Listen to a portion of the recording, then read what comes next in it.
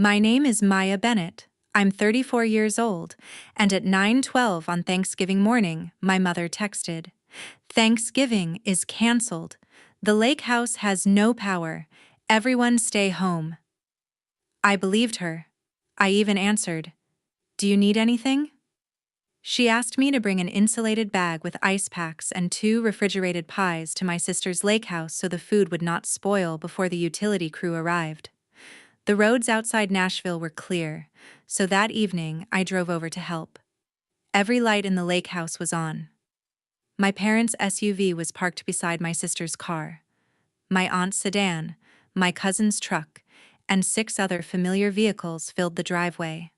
I stayed inside my car for 10 minutes. Through the dining room window, I watched my father raise a glass while my mother laughed. My sister stood between them, cutting into one of the pies I had just delivered. Then her post appeared on my phone. "Best Thanksgiving ever. Nothing matters more than having the whole family together." I did not knock. I did not call. I drove home, opened the cruise account under my name, and canceled the $25,000 Christmas vacation I had booked and paid for everyone. The next morning, I woke to 47 missed calls. The first voicemail began with my mother shouting, "You can't cancel our vacation over one little dinner." She still thought the missing dinner was the problem. She had no idea what her lie was about to uncover. Before I tell you how those 47 calls exposed something far bigger than Thanksgiving, tell me, what time is it where you are? And where are you watching from? I want to see how far this story travels. The call started at 6:02 Friday morning. My mother, Patricia, called 11 times. My father, Richard, called 9. My younger sister, Chloe, called 14. The rest came from relatives who had apparently found the courage to contact me only after their free Ocean View cabins disappeared. Not one voicemail began with, "I'm sorry." Every message treated the cruise as family property and my money as a utility they had a right to switch back on. Patricia's first message was angry, her second was wounded. By her fourth, she had rewritten Thanksgiving completely. "Nobody was trying to exclude you," she said. "Chloe's electricity came back unexpectedly, and people just happened to stop by." 8 households had not happened to arrive with food and matching sweaters. My mother had asked me to deliver the desserts served at a dinner she claimed did not exist. Richard took a more practical approach. "You committed to the trip," he said. "People requested time off. You will be responsible for their losses." But the reservation, insurance, and payments were all in my name. I had planned the cruise as a Christmas gift and anniversary celebration for my parents. I had paid $6,400 in non-refundable deposits. The remaining balance was due the following week. Chloe had merely added upgrades to a wish list she expected me to cover. Her voicemail made that expectation plain. "You don't get to punish 12 people because you weren't the center of attention for one night," she said. "Do you understand how unstable this makes you look?" Unstable. That word stayed with me longer than the shouting. It was not an insult chosen in anger. It sounded prepared. I opened the family group chat and posted 3 images: Patricia's cancellation text, a photograph of the cars outside the brightly lit house, and Chloe's public caption with its timestamp. Beneath them, I wrote only, "Power outage, right?" Then I disabled notifications. No argument meant no sentence they could crop, forward, or reinterpret. For 20 minutes, the silence felt almost peaceful. Then a message arrived from Martin Keller, my former supervisor. Martin had worked with Richard years earlier and still saw him at local business events. "Your father called me this morning," he wrote. "He said the family is concerned about your mental health and asked whether you have shown impulsive behavior at work. Are you safe?" I stared at that message until the letters seemed to sharpen. They were no longer trying to justify a dishonest dinner. They were building a witness list against me. I called Martin, thanked him for checking, and asked him to write down exactly what Richard had said while it was fresh. I explained the cruise cancellation in 2 factual sentences and sent him the screenshots. Martin sounded embarrassed for having contacted me, but I was grateful he had. My father had assumed an old professional connection would frighten me into obedience. Instead, he had given me an independent record of his smear campaign. By noon, a family friend had received the same story. Maya had suffered an emotional episode and might need support. No one asked why 12 adults had accepted a $25,000 vacation from a woman they supposedly feared. I saved every message, screenshot, and receipt in a folder called Thanksgiving. The lie had become secondary. Once caught, my family had coordinated an attack on my credibility instead of offering one apology. When a family starts calling your employer to make its lies sound official, is family disagreement still an honest name for what it is? At 12:17, Patricia left her final voicemail of the day. Her voice was quiet now, which made it more threatening. Put the cruise back by 5. If you don't, your father will take steps to protect this family from you. I saved that message twice. That night, I did not replay old arguments in chronological order. I opened the shared family photo album on my tablet. There were 3,142 images inside, a bright digital history of birthdays, graduations, holidays, hospital visits, new businesses, and weekend gatherings. I had seen most of them before. This time, I stopped looking at the smiles and studied the edges. The first photograph was from the previous Thanksgiving. Everyone stood behind Patricia's table while half of my body appeared at the far left. I remembered my aunt asking me to move so Chloe's boyfriend could fit in the center. There were 9 versions of the photograph. I was visible in only one. At the opening of Chloe's first Pilates studio, Patricia and Richard stood beside her beneath a balloon arch. I was hidden behind flowers, holding card readers I had purchased when her budget ran out. The caption read, "Built from nothing, surrounded by the 2 people who never stopped believing in me." I had spent the previous week fixing her vendor invoices and payroll for free. Outside St. Thomas Hospital after Richard's surgery, Chloe had written, "A daughter is always there when her father needs her."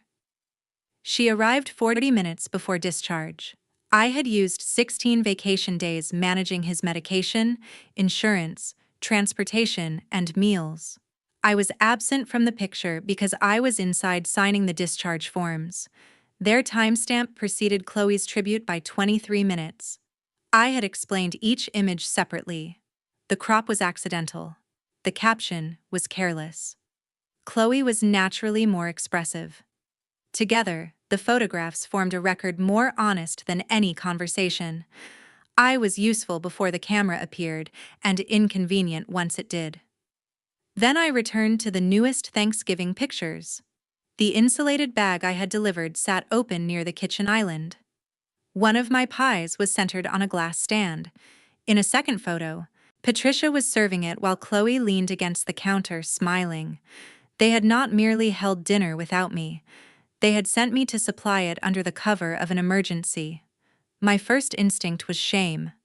What was wrong with me that made exclusion so easy? They had trained that question into me. Chloe's cruelty meant I was sensitive. Richard's dismissal meant I was serious. Patricia's stolen credit meant peace mattered more than being seen.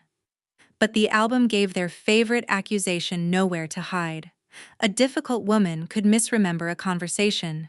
She could not alter years of timestamps, captions, invoices, and photographs. The evidence did not show one dramatic betrayal. It showed a process. I had been erased by inches so I would keep working for a place in the picture, without noticing there was never space reserved for me. How many times can someone be cropped out before she stops calling it a bad angle? I created a folder called Not Misunderstandings and added the screenshots, hospital documents, studio invoices, cruise receipts, and $38,600 in mortgage transfers I had made to my parents.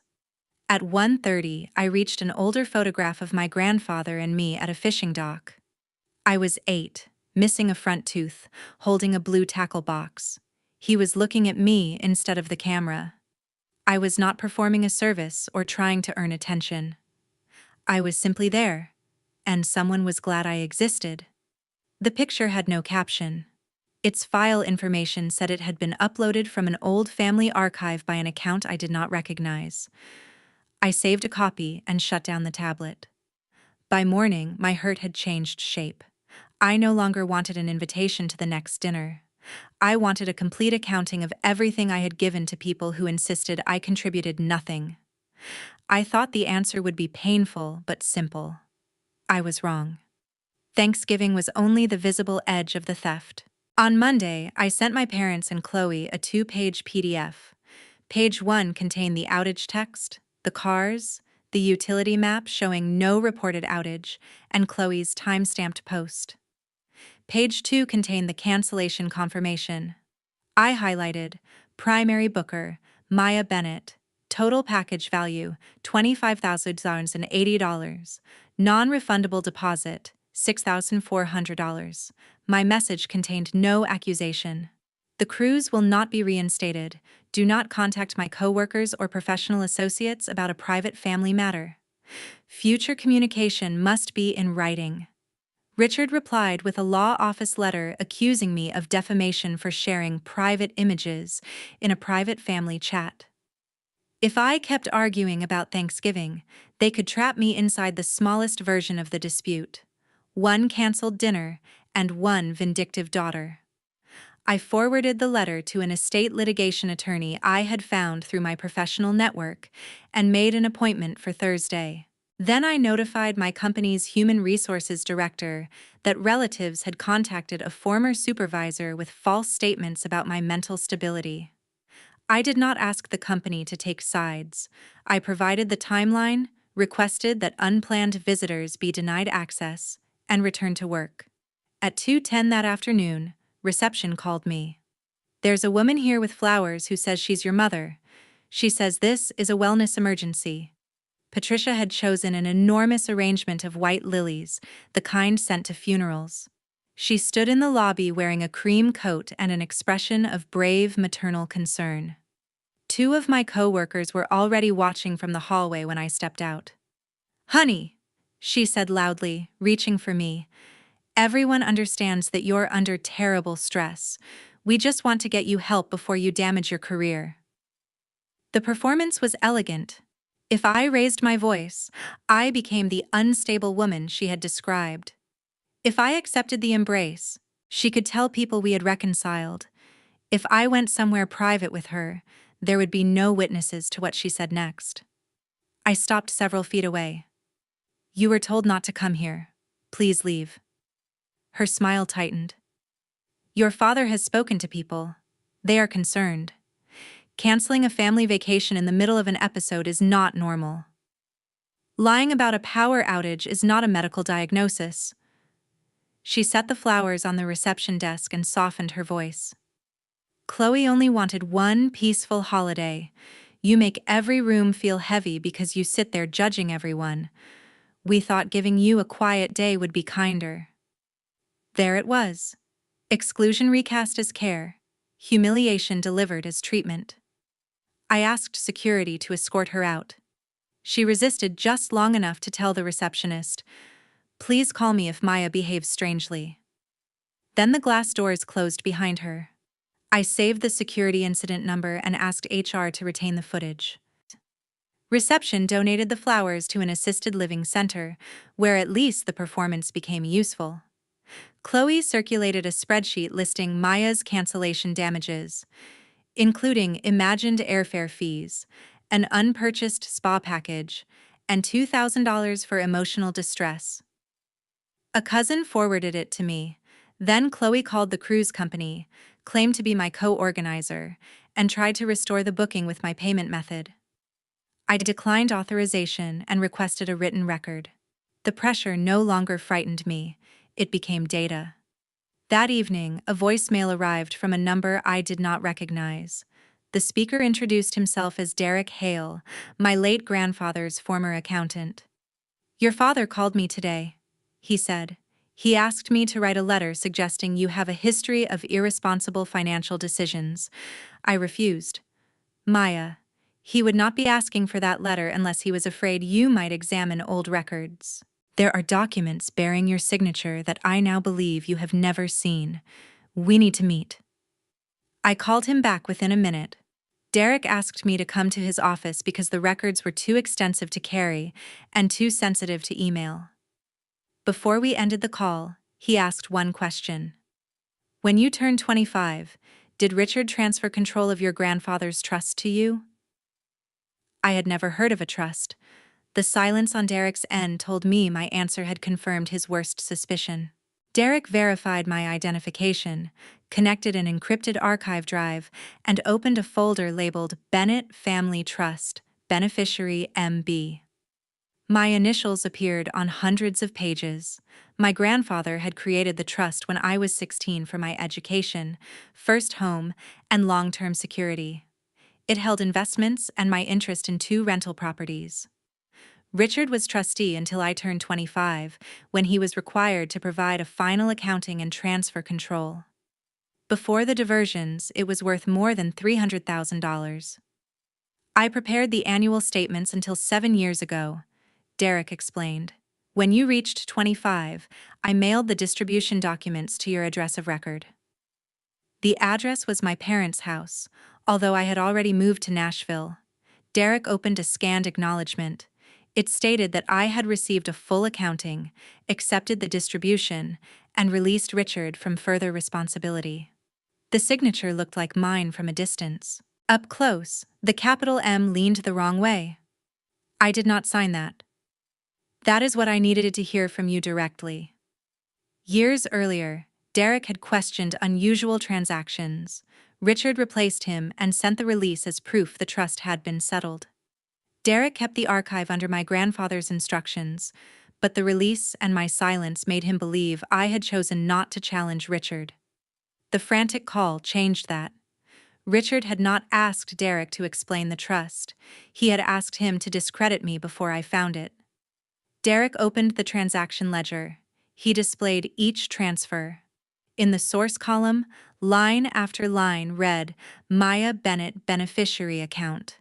The first major withdrawal was $42,500. It went to a business account belonging to Chloe Grace Movement LLC 3 months before her first studio opened. The memo called it a beneficiary authorized investment. Beneath it was an approval form with my forged signature and Chloe's genuine one. Another $31,800 paid studio rent, equipment, branding, and a retreat. Patricia had praised Chloe for building a business without help, while I worked weekends for my accounting certification and paid student loans I should never have needed. Derek scrolled farther. A transfer of $96,000 left my trust 14 days before Chloe purchased the lake house through her company. The destination was the title company's escrow account. It was the down payment. For several seconds, I could hear only the laptop fan. The house where they celebrated without me had been purchased with money stolen from me. They had used my dessert, my inheritance, and my absence to create their perfect photograph. I expected to cry. Instead, I felt an unnatural stillness. "Show me everything," I said. Richard had also used a broad financial power of attorney I signed at 18, believing it covered college emergencies. He used it to sell my share in the rental properties and direct the proceeds to an account controlled by him and Patricia. Patricia had signed as a witness on multiple instructions. She had also received $52,000 labeled care reimbursement, although the trust did not authorize parental reimbursement, and the dates covered years when I was financially independent. Bank records showed that some of that money went toward renovations on my parents' main house. Smaller diversions paid Chloe's certification, a vehicle lease, and lake house taxes.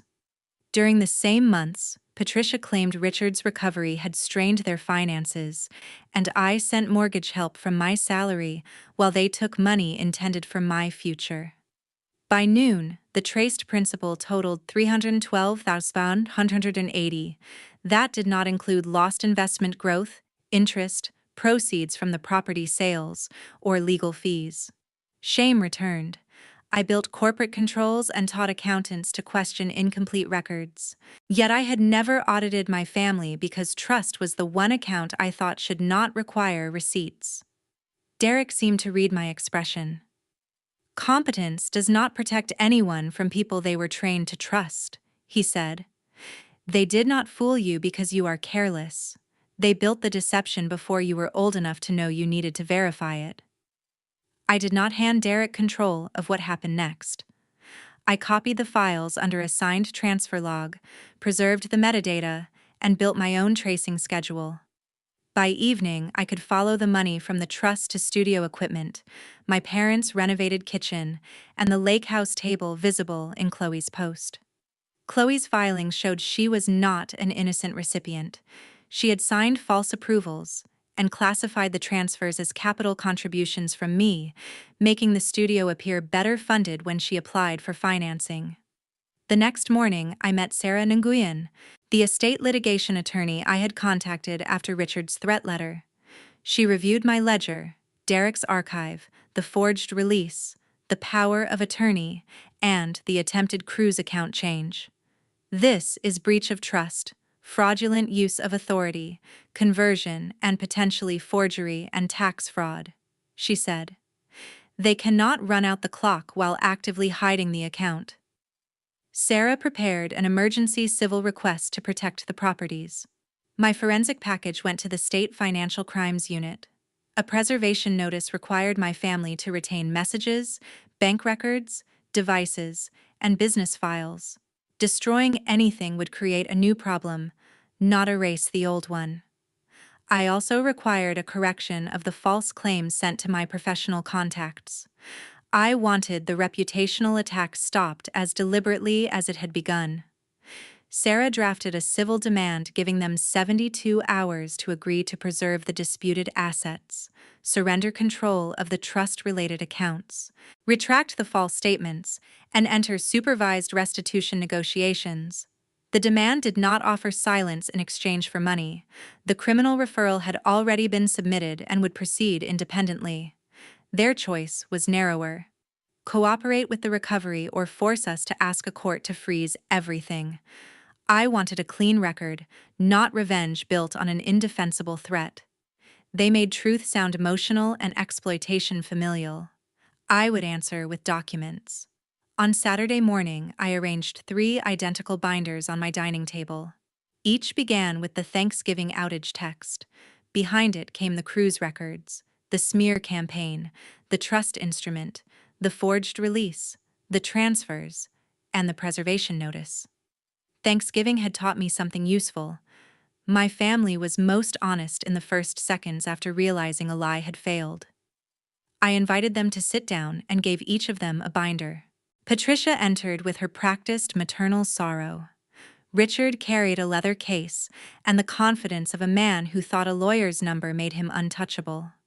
Chloe laughed when she saw the binders. "Is this another presentation about your feelings?" she asked.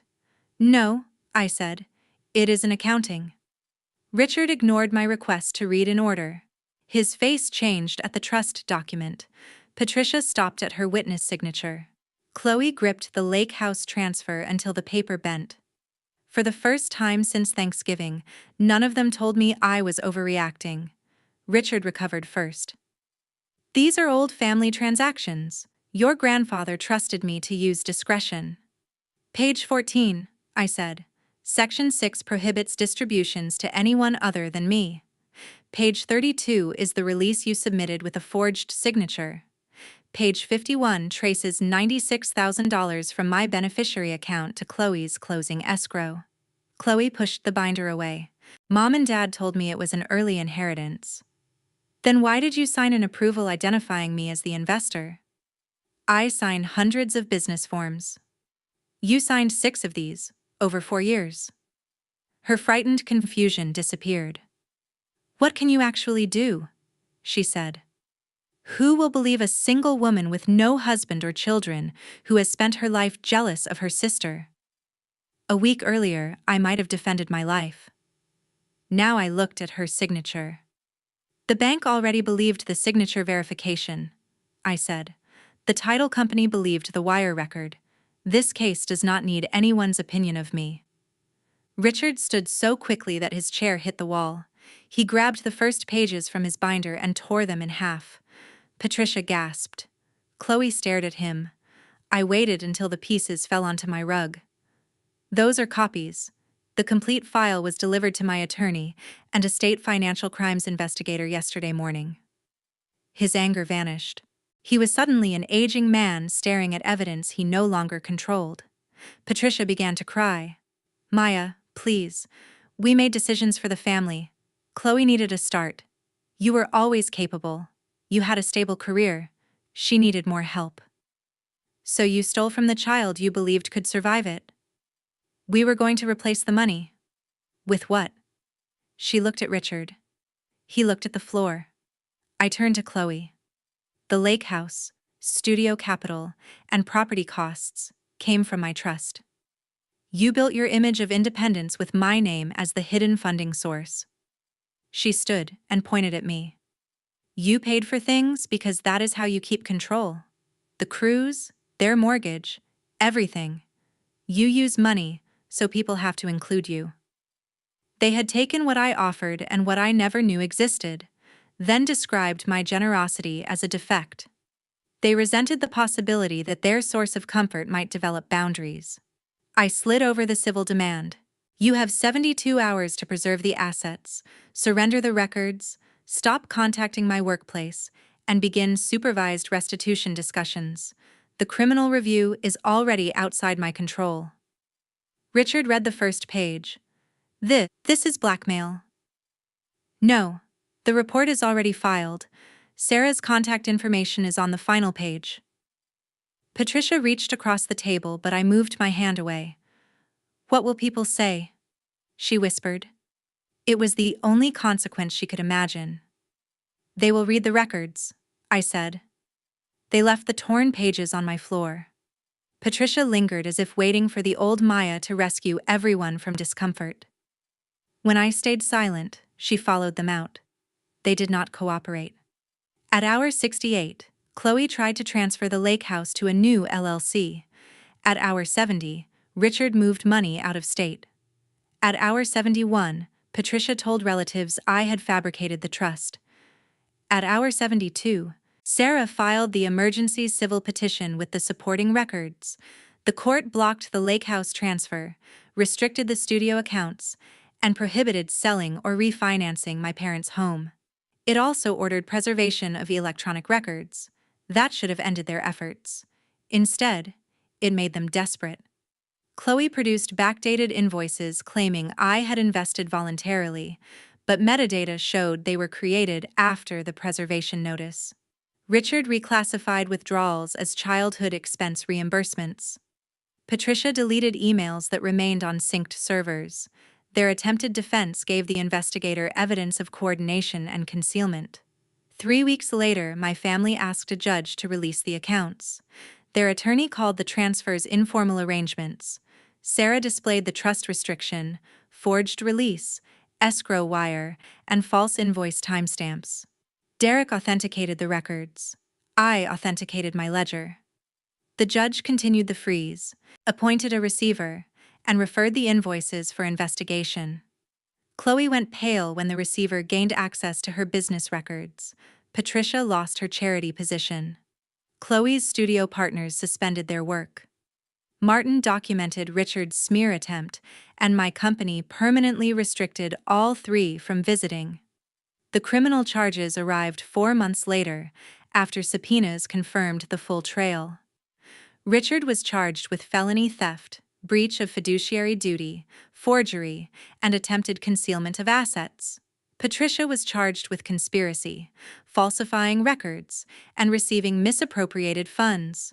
Chloe was charged with theft-related facilitation, false business filings, and fabrication of evidence. The report did not mention Thanksgiving. Their reputations were damaged by years of records and the new lies they chose after receiving a chance to stop. On the morning the charges became public, my phone displayed one call from Patricia. There was no storm of 47 messages this time. I let it go to voicemail. "You have ruined this family," she said. I saved the message in the evidence folder, then closed it.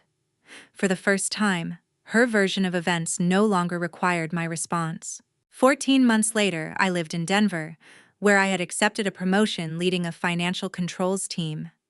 I did not move because Nashville belonged to them. I moved because, once I stopped budgeting my life around family and emergencies, I was free to choose an opportunity I had declined twice. The civil and criminal cases ended through negotiated pleas and a court-approved restitution order. Richard admitted that he had diverted trust assets, forged my release, and attempted to move money after receiving the preservation notice. He received 30 months in state custody and was barred from serving as a trustee or financial agent again. Patricia admitted her role in the transfers and false records. She received 14 months in custody followed by supervised probation. Chloe admitted signing false investment documents and creating backdated invoices. She received 10 months in county custody, 5 years of probation, and a restitution obligation tied to her future income. The price was not limited to sentences. The lake house was sold through the court-appointed receiver. Chloe's studio closed after its accounts were examined, its lease ended, and clients learned that the business had been capitalized with misappropriated funds. Her equipment was sold, and her remaining ownership interest went toward restitution. After completing her sentence, she moved to another city and took hourly work at a fitness center under conditions that prohibited her from managing client funds. My parents sold their main house. Part of the sale proceeds repaid the money used for renovations, and the rest funded the restitution order and legal obligations. The polished rooms Patricia had used for charity photographs belonged to another family by spring. When she was released, she moved into a modest apartment and discovered that many people she had recruited to question my stability were suddenly too busy to return her calls. The relatives who had defended them did not offer public apologies. Most simply disappeared. A few sent carefully worded messages saying they had not known the whole story, although they had never asked for it when only my reputation was at risk. I answered 2 cousins who took responsibility without excuses. I left the rest unread. Forgiveness was no longer an admission ticket anyone could demand from me. The final accounting placed the diverted principal, lost growth, property proceeds, and recoverable costs at more than $440,000. I did not receive all of it at once, and some restitution will take years. Justice did not restore the decade in which I paid student loans beside a trust I did not know existed. It could not give me the Thanksgiving table I thought I wanted. What it restored was the ownership of my own reality. One box arrived after the receiver cleared my parents' attic. My name was written across the top in my grandfather's handwriting. Inside were tax files, fishing lures wrapped in old newspaper, and the original photograph I had found in the digital album. Beneath it was a small leather photo book. The pictures were ordinary. My grandfather teaching me to bait a hook, me asleep beside a stack of library books, the 2 of us painting a fence badly. In those images, I stood in the center without having to purchase the frame. On the final page, he had written, "Maya notices what others miss. One day, that will protect her. I hope she also learns that she deserves care, even when she is not solving a problem." That sentence gave me what the court could not. It reminded me that before my family made usefulness the price of belonging, someone had known me without sending an invoice for his love. I used part of the recovered money to clear my education debt. I placed the rest under professional management and created a small annual scholarship in my grandfather's name for adults returning to study accounting or financial literacy. I did not announce it to relatives or put it on social media. For once, an act did not need to appear in the family album to be real. The canceled cruise cost me a $6,400 deposit. It was the most valuable loss I ever accepted. It ended a pattern in which I paid for closeness, ignored evidence, and called exploitation loyalty. My revenge was not making my family feel the loneliness they had arranged for me on Thanksgiving. It was withdrawing my labor, money, silence, and credibility from the system that protected them, then allowing verified consequences to reach the people who had earned them. Sometimes the cleanest revenge is not learning to hurt people in the way they hurt you. It is removing everything you once provided and letting them meet the life their choices created. How long have you stayed silent because the people hurting you threatened to call you the one who destroyed the family? We truly appreciate you spending your time with the story. All characters, events, and situations in this video are fictional and made only for storytelling, entertainment, and educational purposes. We hope the message reminds you that people who misuse your trust should not be allowed to make you feel guilty for protecting yourself. Sometimes the healthiest answer is not anger, but distance, clarity, and self respect.